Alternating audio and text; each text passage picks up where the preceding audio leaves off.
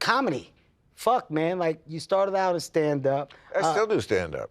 But I didn't know that you opened for Diana Ross. This was like, wow. Yeah, I didn't know that. Diana Ross. Yeah. What year were you born? I mean, I was born in '79. That's what I was gonna ask you. It was 3 years later. You were the 3. fuck outta here. Yeah. Wow. So we are really going back. We're really going back. And that point in your career, I mean. I was like, just a tadpole. I mean, I had done like one Tonight Show, and I guess she saw it and liked it. You know, she needed an opening act. Now, you have to understand, Vegas in the '80s is what I call the dead ball era of Vegas, because it was like after the Rat Pack. We weren't around for that. I know exactly what the Rat Pack is. Yeah, I know, but that was the heyday of it. You know, Sinatra and Sammy and swinging. They made and Vegas a thing. Ring a ding ding. Yes, I mean, okay, broads and drinking and cigarettes. A lot of cigarettes. Suits with no ties. And threats from mafia people. It was wonderful. It was great. The Rat Pack were like, they were still there, but they were, Sinatra couldn't remember the words. He had like... At the tail end of it. The Rat Pack has no tail anymore. Very much so. So at that point, were you pretty much, was Vegas the workspace for you? No, I was 26. So you were going in and out. I had, the only place I'd ever worked before were little comedy clubs. Yeah. And the places we worked on the road. Yeah. So to be in Vegas was like a giant thing for me. And of course it was terrible because no one knew who I was. I was just there to waste 20 minutes while the crowd filed in before, Diana Ross was the biggest star in that era of anybody. Yeah. I think she was making something like $400,000 a week. At that time, which is astronomical. And I got 2 of it. $2 grand. $2 grand. By the way, not bad though. No, still great money. It was so far and above what any salary I'd ever gotten. Yes. Trust me, I was thrilled to be in Vegas. I was thrilled to even meet Diana Ross, let alone open for her, and I was thrilled to get the money.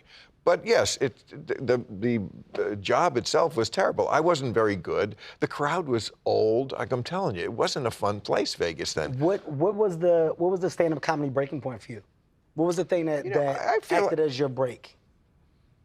I mean, there's no single thing because I think it's an evolution. Some people it is. They do like a Tonight Show episode and then suddenly they got a sitcom. I mean, that happened to people like Roseanne, maybe Robin Williams. I don't remember, but yeah, there are people like that. Was that your era? Is that your generation of comedy? I was a little younger than. Well, Roseanne maybe. She was also on the Tonight Show in the '80s when I was doing that. I started with guys like Seinfeld and Richard Belzer, and those were the New York guys. Okay. Eddie Murphy was at the comic strip. There was 3 clubs. What a class already. Seinfeld, Eddie Murphy. Oh, yeah. You, Belzer. I mean, that's already a oh, yeah. And lots of other great ones I'm not mentioning. And, we've lost a lot recently. Yeah. I mean, Richard Belzer, who was kind of my mentor when I started, she was just What made him your mentor? Because he was just a bad man, I mean, he was just, he'd been a heroin addict, he did some shit. Yeah, and he dressed all in black. First of all, he was older. He was like 10, 12, 15 years older. So I was just 22. I was just starting. And like, he was just in that little room, that Catch a Rising Star was the club that he worked at. And in that little room. Isn't it crazy that like, when you talk stand-up comedy, you talk about New York, throughout the years, I mean, you're talking about the 80s of being in Vegas, you're talking about that time and just embracing what was the world and culture of stand-up comedy. Like, all of these things, like, have so much history embedded in them that, like, as you're talking about this, I'm even remembering for me, like, holy shit. Hey, where'd you start? I started in Philadelphia, but New York is basically my home for stand-up comedy. I came up through the New York circuit. Well, how long did it take you before you felt like you were good? I probably started getting good 2004.